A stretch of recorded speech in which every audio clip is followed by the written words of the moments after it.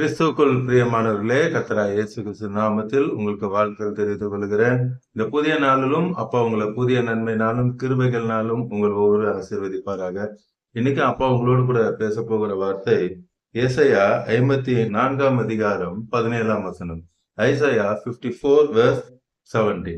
உனக்கு விரோதமாய் உருவாக்கப்படும் எந்த ஆயுதமும் வாய்க்காதே போகும்.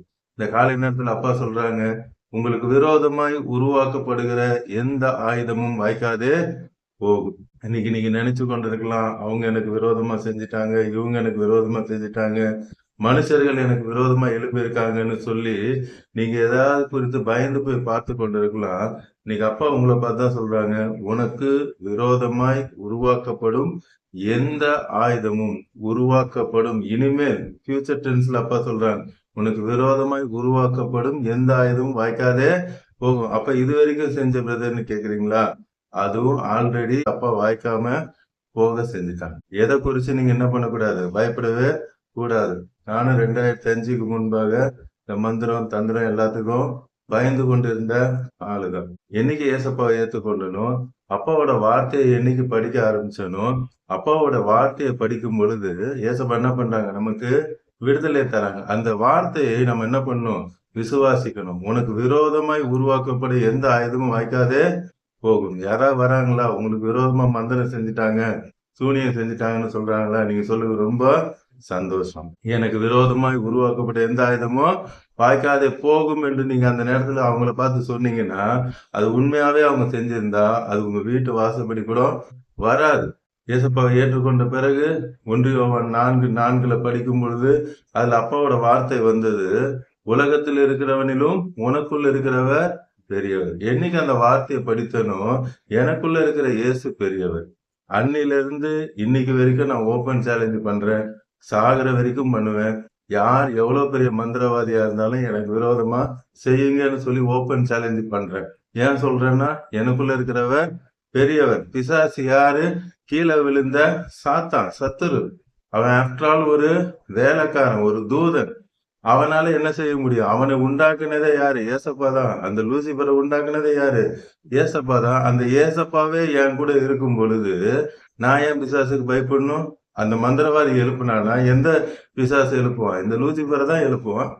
இந்த லூசிபர் ஏசப்பா பார்த்தானா எழும்புவானா? முதல்ல அந்த மந்திர தந்திர கிரியையிலிருந்து முதல்ல எழும்பவே மாட்டான். இந்த சத்தியம் உங்களுக்கு தெரிஞ்சதுன்னா நீங்க பிசாசுக்கு பயப்படவே மாட்டீங்க. அதுக்குதான் என்ன பண்ணணும்? வசனத்தை படிக்கணும்.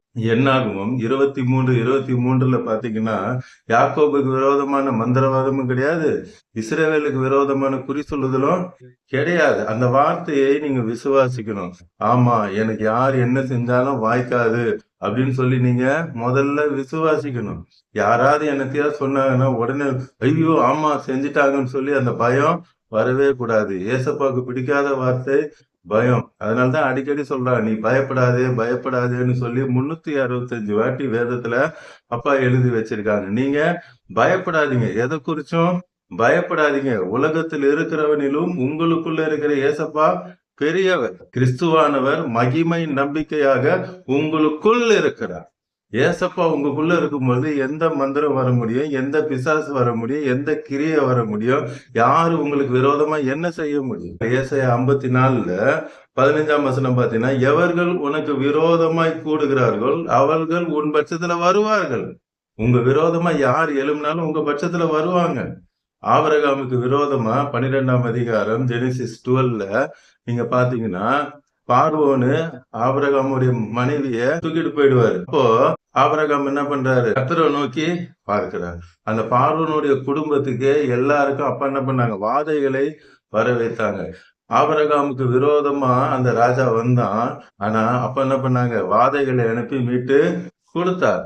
அடுத்து ஜெனிசிஸ் 20 ஆதியாகமம் 20 அபிமெலேக் அதே போல ஆபிரகாம் மனைவி என்ன பண்ணிடுறான்? தூக்கிட்டு போயிடுறான். அங்கேயும் ஏசப்பா என்ன பண்ணாங்க? அங்க இருக்கிற எல்லாருடைய கர்ப்பத்தையும் அடைச்சார். யாரு அழிக்கணும்னு சொல்லி அவங்க முடிவு பண்ணாங்களோ அப்பா சொன்னாங்க, அவன் ஜெபம் பண்ணாதான் உனக்கு அற்புதம் நடக்கும். கடைசியில அதே ஆபிரகாம் தான் ஜெபம் பண்ணும்போது எல்லாருடைய கர்ப்பத்தையும் அப்பா இருந்தார். உலகத்தில் இருக்கிறவனிலும் உங்களுக்குள் இருக்கிறவர் பெரிய தேவன். அப்பா உங்களை கொண்டு என்ன செய்யணும்னு சித்தம் வைத்திருக்காங்களோ அது நிச்சயமாய் நடக்கும். உங்களுக்கு என்ன வாக்குத்தத்தம் கொடுத்திருக்காங்களோ அது நிச்சயமா நடக்கும். நீங்க இந்த ஆபிரகாமோட இந்த 2 காரியத்துல பாத்தீங்கன்னா, ஏதோ ஒரு எதேர்ச்சையா நடந்துச்சு, ஏசப்பா காப்பாத்துறாங்கன்னு நினைக்கிறீங்க. அப்படி இல்ல. அது ஒரு பெரிய திட்டம். பிசாசுடைய திட்டம் அது. அந்த சாராய கடத்தி கொண்டு போய் அவங்கள கெடுக்கணும்னு சொல்லி பிசாசு பண்ண மாபெரும் திட்டம். நீங்க மத்தேயு 1ஆம் அதிகாரம் 1ஆம் வசனத்துல பாருங்க. ஆரம்பிக்கும் போது எப்படின்னு ஆரம்பிக்கும்? ஆபிரகாமு, அடுத்து தாவீது, அந்த வம்சத்துல வந்த இயேசு. இவ்வளவு பெரிய திட்டம். ஆபிரகாமுடைய சந்ததியில தாவீதோட சந்ததியில தான் ஏசப்பா பிறக்கணும். ஏசப்பா மூலமா உலகத்துல ரட்சிப்பு வரணும். இவ்வளவு பெரிய தேவ திட்டத்தை பிசாசு சாராய் மூலமா கெடுக்க பார்த்தான் 2 காரியத்துல. ஆண்டவர் அதே போலதான் இன்னைக்கு சொல்றாங்க, உங்களை கொண்டு பெரிய காரியத்தை தேவன் செய்ய நினைச்சிருக்காங்க. அது லூசிபரே வந்தாலும் சரி, ஒன்னும் செய்யவே முடியாது. அதனாலதான் சொல்றாங்க, உனக்கு விரோதமாய் உருவாக்கப்படும் எந்த ஆயுதமும் வாய்க்கவே வாய்க்காது. அப்போ உங்க வாழ்க்கையில என்ன செய்யணும்னு சித்த வச்சிருக்காங்களோ அது நிச்சயமா நடக்கும். நீங்க கடனோடு இருக்க வேண்டிய அவசியம் இல்லை. பிரச்சனையோடு கூட இருக்க வேண்டிய அவசியம் இல்லை. வேதனையோடு கூட இருக்க வேண்டிய அவசியம் இல்லை. வியாதியோடு கூட இருக்கணும்னு அவசியம் கிடையாது. குழந்தை இல்லாம இருக்கணும்னு அவசியம் கிடையாது. சொந்த வீடு இல்லாம இருக்கணும்னு அவசியம் கிடையாது. குடும்பத்துல சமாதானம் இல்லாம இருக்கணும்னு அவசியம் கிடையாது. எல்லாவற்றையும் ஏசப்பா உங்களுக்கு கொடுத்துட்டாங்க. இந்த காலை நேரத்துல அப்பா சொல்றாங்க, எதை குறிச்சும் பயப்படாதீங்க, விசுவாசமா தைரியமா இருங்க. உபாகமம் 28:7 சொல்றாங்க, உனக்கு விரோதமா ஒரு வழியா வந்தா 7 வழியா ஓடுவான். ஏசாயா 59:19 வெள்ளம் 1-2 இல்ல, வெள்ளம் போல சத்துரு வந்தாலும் கர்த்தருடைய ஆவியான அவனுக்கு விரோதமா கொடியேற்றுவார். இது வரைக்கும் நீங்க பயந்து கொண்டு இருந்தீங்கன்னா இன்னைக்கு அப்பா விடுதலை தராங்க. இந்த வார்த்தையை கேட்டு கொண்டு இருக்கிற கோடிக்கணக்கான மக்கள் உங்க வீட்டுல இன்னைக்கு ஏசப்பா அற்புதம் செஞ்சுட்டு இருக்காங்க. உங்களையும் அறியாம மந்திர கிரியைகள் இருந்துச்சுன்னா இன்னைக்கு அப்பாவோட வார்த்தை உங்க வீட்டுல கேட்டுக்கொண்டு இருக்கும் போது, உங்க பிசினஸ் ஸ்தலத்துல கேட்டுக்கொண்டு இருக்கும் பொழுது, உங்க வேலை ஸ்தலத்துல கேட்டுக்கொண்டு இருக்கும் பொழுது, அந்த இடத்துல இருக்கிற எல்லா மந்திர தந்திர கிரியைகள் எல்லாம் இப்பொழுதே அலறி அடித்து கொண்டு ஓட போகுது. அப்பாவுடைய வல்லமை இறங்கி உங்களுக்கு ஒரு பெரிய விடுதலை எப்பொழுது தரப்போகிறார். கல்வாரி சிலுவையை பாருங்க. அப்பா, எனக்கு நீங்க தான் வேணும், எனக்கு வேற ஒன்று வேணாம், உங்க ரத்தத்தால கழுவி என்னை பரிசுத்தமாக்குங்க, எனக்குள்ள வாங்க, எங்க வீட்டுக்கு வாங்க, என் பிள்ளைகளுக்குள்ள வாங்கன்னு சொல்லி இப்ப நீங்க கூப்பிடும் பொழுது ஏசப்பா உங்க இருதயத்துக்குள்ள வருவாங்க. இப்பொழுது நாம் கண்களை மூடி கல்வாரி சிலுவையை பார்க்கலாம்.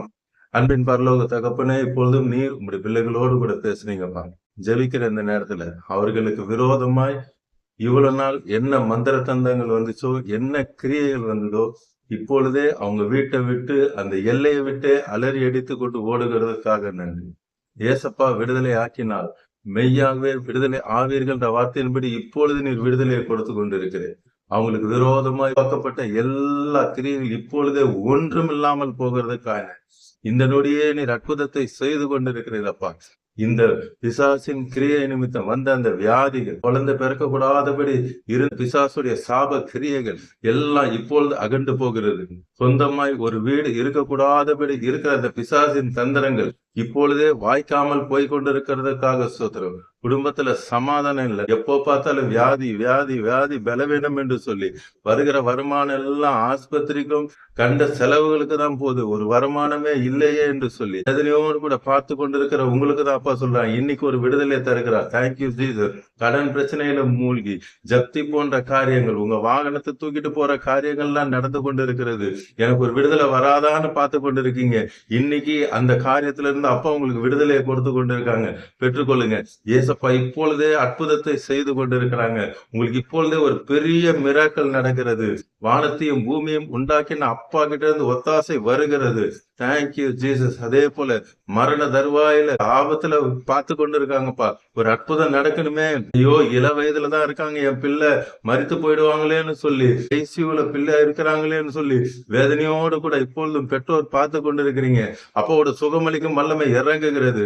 Thank you Lord. வயசு 20 இருந்து 25 இருக்கு. சின்ன பிள்ளைகளா இருக்காங்களே, இப்பொழுது அந்த கணையம் போயிடுச்சுன்னு சொல்றாங்க, ஆர்ட் வீக் ஆயிடுச்சுன்னு சொல்றாங்க, கிட்னி வீக் ஆயிடுச்சுன்னு, ஒவ்வொரு பார்ட்ஸா வீக் ஆயிடுச்சு விகாசின் டாக்டர் சொல்லிக்கிட்டே இருக்காங்களே, எனக்கு துக்கமாகிறதே, எனக்கு மனது பாரமா இருக்கிறதே, என்ன நடக்குமோ என்று சொல்லி கலங்கி பார்த்து கொண்டிருக்கிற பெற்றோர்களுக்கு அப்பா நீங்க சொல்றீங்கப்பா, உங்களுடைய தழும்புகளால் இப்பொழுதே நீர் சுகத்தை தருகிறதுக்காக, உங்களுடைய ஆவினாலே சாவுக்கு ஏதுவான சரீரத்தை இப்பொழுதே நீர் உயிரோடு எழுப்புகிறதுக்காக, மரித்தோரை உயிரோடு எழுப்புகிற அந்த வல்லமை இறங்குகிறதற்காக தேங்க்யூ ஜீசஸ். இப்பொழுதும் பார்த்து கொண்டிருக்கிற கோடிக்கணக்கான மக்களுக்கு நீர் அற்புதத்தை செய்கிறீர்கள்.